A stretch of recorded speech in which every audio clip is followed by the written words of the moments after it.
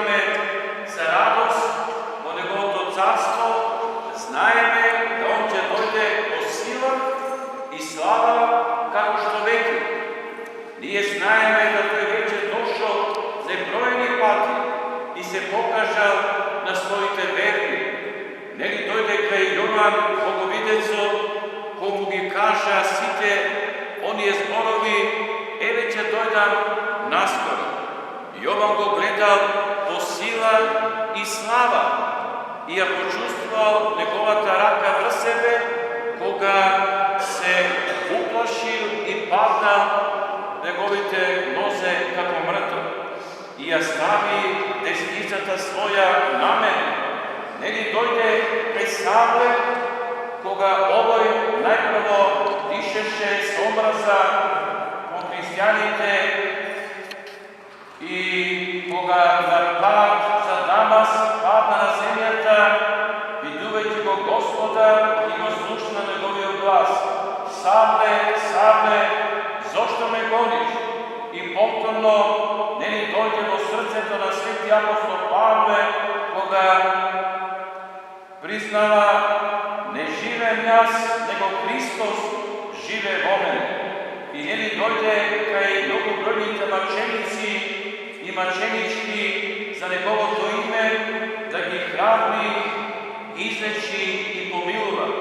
Нели се јави и на Антонија Велики, на Теодор Стратила, на свети Харалампие, на света Марина и кај многу други. Но што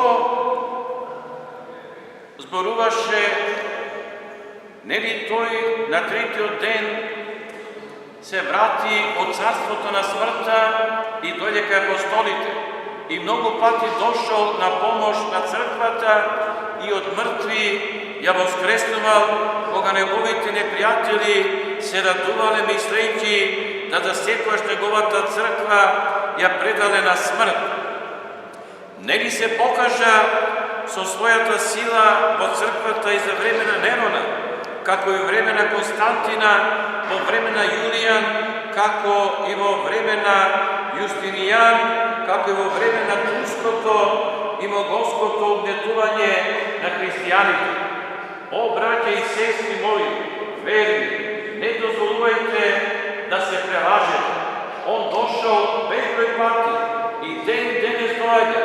Секоја душа која го моли, тој доаѓа. Но сепак ние го чекаме да дојде последен пат во сила и слава и знаеме да и тоа негово доаѓање е сигурно. Предлаг, Господе, не да дојдеш удостоене да го познаеме Твоето лице и да се засрамиме во своето лице со грев за Тебе. На Тебе слава и благодарност во векови. Амин. Христос воскресе! За Бог, да сме живи, здрави и благословени.